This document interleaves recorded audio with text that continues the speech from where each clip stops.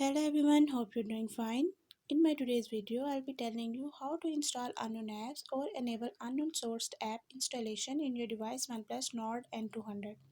So if you want to install unknown apps, you just have to take a few steps which I'll be showing you in my today's video. But before we talk about those steps, if you're new to my channel, don't forget to subscribe and press the bell icon so you won't miss any of my updates. Now watch this video till end and you will learn how to install unknown apps.